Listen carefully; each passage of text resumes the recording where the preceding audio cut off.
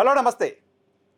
Election commission పనితీరు పైన journalist వయనా channel ద్వారా చాలా సందర్భాల్లో ఎలక్షన్ కమిషన్ చేస్తున్న పని పట్ల నాకున్న అభ్యంతరాలను చెప్తూ వచ్చాను. ఎలక్షన్ కమిషన్ ఈ దేశంలో ఎన్నికల నిర్వహణ పట్ల సామాన్యుల్లో అపోహల్ని తొలగించాల్సింది పోయి అపోహలు కలిగేలా బిహేవ్ చేస్తుంది అని చెప్పాను. దానికి సంబంధించిన చాలా ఎగ్జాంపుల్స్ పైన కూడా మనం అనేక సందర్భాల్లో చర్చించాం. ఎన్నికల కమిషన్ గతంలో ఎప్పుడూ లేని విధంగా స్వాతంత్ర్యం వచ్చిన తర్వాత జ్ఞానేష్ కుమార్ నేతృత్వంలోని ఎలక్షన్ కమిషన్ ఎదుర్కొన్నన్ని అపవాదులు విమర్శలు ఎవరు ఎదుర్కోలేదు. గతంలో కూడా ఎలక్షన్ కమిషన్ పైన విమర్శలు ఉండేవి. అవి రాజకీయ పార్టీల వైపు నుంచి ఉండేవి. రాజకీయ పార్టీలు మమ్మల్ని ఎలక్షన్ కమిషన్ మరీ కంట్రోల్ చేస్తుందనో లేకపోతే కఠిన నిబంధనలు పెడుతుందనో రాజకీయ పార్టీలు మాట్లాడేవి, ప్రధానంగా టీఎన్ శేషన్ హయాంలో.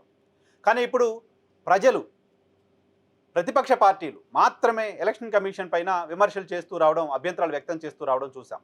అనేక మంది ఎన్జీఓలు, అనేక మంది ప్రజాస్వామ్యవాదులు, జర్నలిస్టులు, అడ్వకేట్లు, మేధావులు ఎలక్షన్ కమిషన్ పనితీరుని తప్పుపడుతూ రావడం చూస్తున్నాం. అనేక ప్రశ్నలు ఎలక్షన్ కమిషన్ ముందున్న ఎలక్షన్ కమిషన్ ఆన్సర్ చేయలేక నిస్సహాయతగా ఉండడం చూస్తున్నాం. చాలా ప్రశ్నలకు సమాధానం చెప్పలేక తప్పించుకోవడం చూస్తున్నాం. చాలా ప్రశ్నలకు ఒక పొలిటికల్ పార్టీ లీడర్ తరహాలో జ్ఞానేష్ కుమార్ ఆన్సర్ చేయడము చూసాం. వీటన్నిటి నడుమ 5 రాష్ట్రాల ఎన్నికలు జరిగాయి. 5 రాష్ట్రాల ఎన్నికల సందర్భంగా కూడా ఎన్నికల కమిషన్ పైన అనేక అభ్యంతరాలు, అనేక ఆరోపణలు వచ్చాయి. సో వాటికి వేటికి గతంలో బిహేవ్ చేసినట్టుగానే ఆన్సర్ చెప్పలేదు ఎలక్షన్ కమిషన్. సర్ అంశానికి సంబంధించి దేశవ్యాప్తంగా విమర్శలు వస్తున్నాయి. సర్ పేరుతో ఓటర్ల తొలగింపు కార్యక్రమానికి ఈసీ శ్రీకారం చుడుతోంది. ప్రతిపక్ష పార్టీల ఓట్లు తీసేస్తుంది అంటూ చాలా రాజకీయ పార్టీలు మాట్లాడుతూ వచ్చాయి. తీసేసిన ఓట్లను బయటకు చెప్పడానికి ఎలక్షన్ కమిషన్ నిరాకరించడం అప్పుడు అనుమానాలకు తావిచ్చింది. సుప్రీంకోర్టు తీర్పు తర్వాత, సుప్రీంకోర్టు ఆదేశాల తర్వాత అవి ఏదో ఇచ్చామన్నట్లుగా ఫలానా వాళ్ళ పేర్లు తీసేసామంటూ ఎలక్షన్ కమిషన్ చెప్తూ వచ్చింది. సో ఇప్పుడు ఈ వీడియోలో నేను చెప్పదలుచుకున్న అంశం, ఏం కర్మ పట్టింది ఎలక్షన్ కమిషన్కి అని, ఇంత దిగజారిపోవాల్సిన అవసరం ఎలక్షన్ కమిషన్కి ఎందుకు వచ్చింది అని.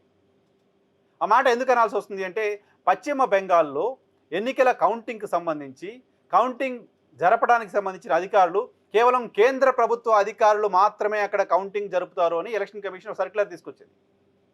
మొత్తం 294 అసెంబ్లీ స్థానాలున్న వెస్ట్ బెంగాల్లో కేంద్ర ప్రభుత్వ అధికారులు మాత్రమే అక్కడ కౌంటింగ్ ప్రక్రియని నిర్వహించబోతున్నారు. ఎలక్షన్ కమిషన్ తీసుకున్న నిర్ణయం ఇది.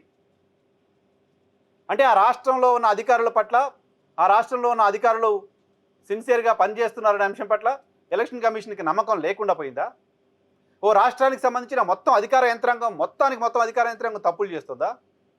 మొత్తం అధికార యంత్రాంగం తప్పులు చేస్తుంటే, కౌంటింగ్ సెంటర్లో కూర్చున్న ఒక అధికారి తప్పు చేస్తుంటే కంట్రోల్ చేయడానికి మెకానిజం లేని పరిస్థితిలో ఎలక్షన్ కమిషన్ ఉందా? మరెందుకు కేవలం కేంద్ర ప్రభుత్వానికి సంబంధించిన అధికారులు మాత్రమే ఎన్నికల కౌంటింగ్ జరపాలని ఎలక్షన్ కమిషన్ కోరుకుంటోంది? కేవలం కేంద్ర ప్రభుత్వానికి సంబంధించిన అధికారులు మాత్రమే నిజాయితీగా పనిచేస్తారనేది ఎలక్షన్ కమిషన్ ఉద్దేశమా? ఓ రాష్ట్రానికి సంబంధించిన అధికారులు ఎవరు పార్టిసిపేట్ చేయకూడదని చెప్పడం అంటే ఏమన్నా అర్థం చేసుకోవాలి ఎలక్షన్ కమిషన్ని? కేంద్రంలో భారతీయ జనతా పార్టీ సర్కార్ ఉంది, వెస్ట్ బెంగాల్లో మమతా బెనర్జీ సర్కార్ ఉంది. మమతా బెనర్జీ సర్కార్లో పనిచేస్తున్న అధికారులంతా మమతా మాట వింటారు కాబట్టి వాళ్ళు ఎవరు కౌంటింగ్లో పాల్గొనకూడదు అంటే, కేంద్ర ప్రభుత్వం ఆధీనంలోని అధికారులంతా భారతీయ జనతా పార్టీ మాట వింటారు కాబట్టి వాళ్ళు పార్టిసిపేట్ చేయొచ్చా? ఎలక్షన్ కమిషన్ ఉద్దేశం ఏంటి? ఈ అంశానికి సంబంధించి టెక్నికల్గా ఎలక్షన్ కమిషన్కి పవర్ ఉండొచ్చు, ఎవరిని నియమించుకోవాలి, ఎవరిని నియమించుకోకూడదు అనే అంశం పైన. కానీ ఎథికల్గా ఏం ఆన్సర్ చెప్తుంది? ఓ రాష్ట్రానికి సంబంధించిన మొత్తం అధికారులు తప్పులు చేస్తారని ఎలా కంక్లూజన్కి ఎలక్షన్ కమిషన్ వస్తుంది? అలాంటి అధికారులతో ఇప్పుడు ఎలక్షన్ అక్కడ నడిపించారు కదా. దాదాపు 700 బలగాల కేంద్ర బలగాల్ని వెస్ట్ బెంగాల్లో మోహరించబోతున్నారు కౌంటింగ్ వరకు అని వార్తలు వస్తున్నాయి. సో ఆ రాష్ట్రంలో ఉన్న పోలీస్ యంత్రాంగం పైన కూడా ఎలక్షన్ కమిషన్ నమ్మకం లేకుండా పోయిందా?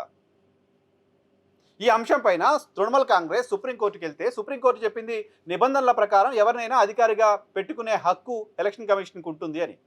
సుప్రీంకోర్టు ఏం చెప్తుంది? చట్టంలో ఏముంటే అది చెప్తుంది. చట్టం ఏం చెప్తుంది? అధికారులు నియమించుకోవడానికి సంబంధించిన స్వతంత్రత, అటువంటి ఇండిపెండెంట్ డెసిషన్స్ తీసుకునే హక్కు ఎలక్షన్ కమిషన్కి ఉంటుంది అని చెప్తుంది. ఆ హక్కుని దుర్వినియోగం చేస్తుంది కదా ఎలక్షన్ కమిషన్. ఎలక్షన్ కమిషన్ ఏ ఒక్కరి కోసమో పనిచేస్తోంది, ప్రజాస్వామ్యం కోసం పనిచేయట్లేదని దేశంలో ఉన్న ఒక ఇంప్రెషన్ కదా. ఆ ఏ ఒక్కరి కోసమో పనిచేస్తున్నాం అనే దాన్ని సరిదిద్దుకునే ప్రయత్నం చేయకుండా, తప్పు చేస్తున్నాను దేశ ప్రజలంతా అనుకుంటున్న సందర్భంలో దాన్ని కరెక్ట్ చేసుకునే ప్రయత్నం చేయకుండా, కేంద్రంలో అధికారులతో మాత్రమే ఎలక్షన్ కౌంటింగ్ జరిపిస్తామంటే అప్పుడు ఆ రాష్ట్రంలో ఉన్న ప్రభుత్వం, ఆ రాష్ట్రంలో ఉన్న అధికారులు ఏమనుకోవాలి? ఆ రాష్ట్రంలో ఇప్పుడు అధికారంలో ఉన్న ప్రభుత్వం ఎలా నమ్మాలి కౌంటింగ్ జరుగుతున్న ప్రక్రియని? ఎందుకు నమ్మాలి? ఆ బ్యాలెన్స్ చేయండి అని సుప్రీంకోర్టు చెప్పలేదు, ఎందుకంటే చట్టంలో అది లేదు. ఎలక్షన్ కమిషన్ ఎవరైనా నియమించుకోవచ్చు. ఎవరైనా నియమించుకోవచ్చు అంటే కావాల్సిన వాళ్ళు నియమించుకోవచ్చు, వాళ్ళకి కావాల్సిన వాళ్ళు నియమించుకోవచ్చు. ఎలక్షన్ కమిషన్ చెప్పింది చేసే వాళ్ళు నియమించుకోవచ్చు. ఏ రకంగా అయితే కేంద్ర ప్రభుత్వం తాము చెప్పిన వాళ్ళనే ఎలక్షన్ కమిషనర్లుగా నియమించుకుందో, ఎలక్షన్ కమిషన్ కూడా తాము చెప్పిన వాళ్ళనే, తాము ఎవరిని గెలిపించమంటే వాళ్ళని గెలిపించే వాళ్ళనే కౌంటింగ్ అధికారులుగా నియమిస్తోంది. ఇంతకంటే దుర్మార్గం ఇంకేమైనా ఉంటుందా? ఎలక్షన్ కమిషన్ సిగ్గుపడాల్సిన అవసరం లేదా? ప్రజాస్వామ్యవాదులు ఆలోచన చేయాల్సిన అవసరం లేదా? సుప్రీంకోర్టు ఎలక్షన్ కమిషన్ తీసుకున్న నిర్ణయం చట్ట ప్రకారం తీసుకున్న నిర్ణయమేనని చెప్తే ఈ దేశంలో ఉన్న మీడియా ప్రశ్నించాల్సింది ఎవరిని? ఎలక్షన్ కమిషన్ కదా. ఎలక్షన్ కమిషన్ కేవలం కేంద్ర ప్రభుత్వ అధికారులతో మాత్రమే కౌంటింగ్ జరిపించాలనే నిర్ణయం తీసుకోవడం వెనుక రీజన్ ఏంటి అనేది కదా ప్రశ్నించాలి. అదంతా వదిలేసి మమతా బెనర్జీకి షాక్ ఇచ్చింది సుప్రీంకోర్టు, మమతా బెనర్జీకి షాక్ ఇచ్చింది ఎలక్షన్ కమిషన్. ఈ వార్తల్ని దేశంలో మీడియా ప్రసారం చేస్తోంది. ఎలక్షన్ కమిషన్ పర్టికులర్ అధికారులతో అయితే మేము అసలు ఎలక్షన్ నడిపించలేము, చేయలేము అనే పరిస్థితిలోకి వచ్చిందా, లేకపోతే ఎలక్షన్ కమిషన్కి ఎవరికైనా ఫేవర్ చేయడం కోసం ఈ డెసిషన్ తీసుకుంటుందా అనే దానికి ఆన్సర్ దేశ ప్రజల దగ్గర ఉంది. ఎలక్షన్ కమిషన్ మరింత దిగజారిపోయి ప్రవర్తిస్తోంది. ఎలక్షన్ కమిషన్ ప్రజాస్వామ్యంలో ప్రజలు వేసిన ఓటు ఎవరికి వేస్తే వాళ్ళకి మాత్రమే వెళ్ళేలా కాకుండా ఓట్ల ట్యాంపరింగ్కి ఎలక్షన్ కమిషన్ పాల్పడుతుందా లాంటి ఒక ఇంప్రెషన్ని కలిగించే ప్రయత్నం ఎలక్షన్ కమిషన్ తనకు తానుగా చేస్తోంది. ఎలక్షన్ కమిషన్ ఇంతకంటే దిగజారిపోదు ఇంకా అని అనుకున్న ప్రతిసారి అంతకంటే ఇంకా కిందకి దిగజారిపోతోంది.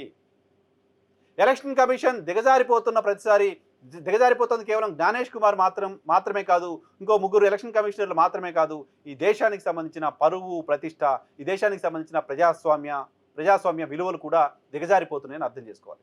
ఈ దేశంలో ప్రజాస్వామ్యవాదులు ఖచ్చితంగా ఆలోచన చేయాలి. ఎలక్షన్ కమిషన్ ఓ పార్టీకి సంబంధించిన అనుబంధ విభాగంగా మారిపోయింది లాంటి ఒక ఇంప్రెషన్ ఉన్న నేపథ్యంలో దాన్ని కరెక్ట్ చేసే ప్రయత్నం, ఎన్నికలు సక్రమంగా సరిగ్గా జరిగే ప్రయత్నం, ఎన్నికలు జరగడం మాత్రమే కాదు కౌంటింగ్ ప్రక్రియ కూడా సరిగ్గా జరిగే ప్రయత్నం, సరిగ్గా జరిగింది లాంటి ఒక ఇంప్రెషన్ ఈ దేశానికి, దేశ ప్రజలకు ఇవ్వాల్సిన అవసరం ఉంది. ఎలక్షన్ కమిషన్ ఎప్పటికైనా సిగ్గుపడాలి అని మాత్రమే మనం కోరుకోగలం.